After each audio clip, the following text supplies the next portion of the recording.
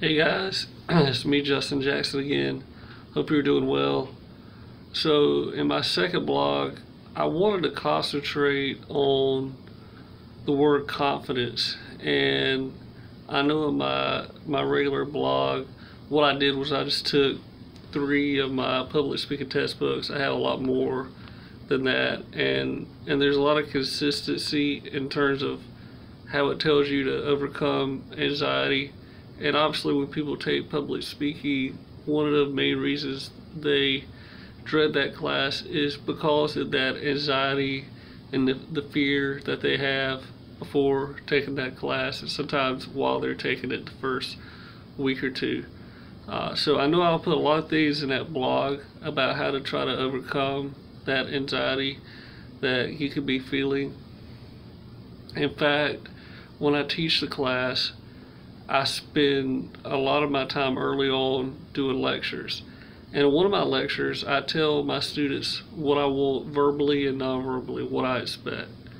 And there's a whole list of things in terms of making sure that your volume is loud enough and appropriate enough, making sure that you're making good eye contact back and forth, make sure that you're using appropriate gestures and movement, make sure that you have variety when you speak, that you use pauses effectively, that you try to stay away from verbal tics and fillers. And sometimes I wonder if my students they have more anxiety after they leave those early lectures than before they started the class. But so what I try to do to combat that is I have a lecture before our first major speech that's specifically on overcoming anxiety.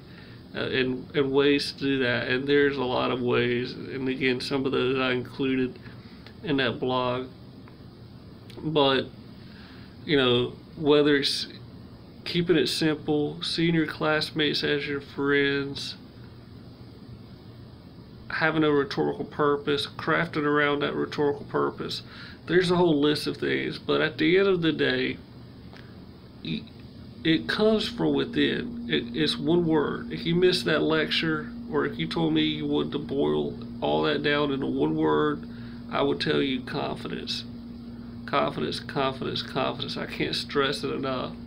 And so if you lack in that area, then you need to find a way to build up that self-esteem and find a way to build that confidence that you have within yourself, because that's what it's all about. And what's interesting too is I can and others can give supportive, responsive responses to you, things like that.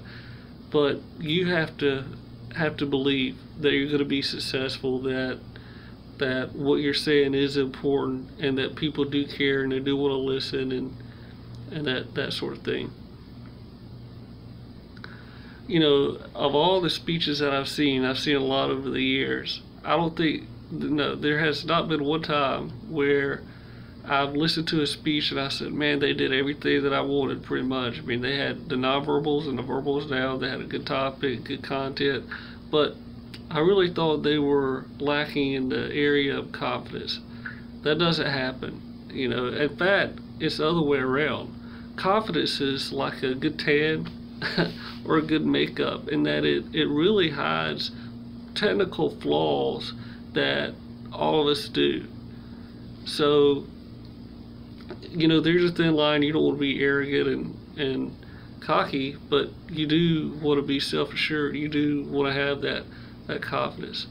So it really is the key to public speaking. Just real quick, I had a student years ago. He's an older gentleman, and he told me beforehand that he was really nervous, and I could tell in his impromptus before the major speech it was one of the worst cases, maybe the worst case that I had.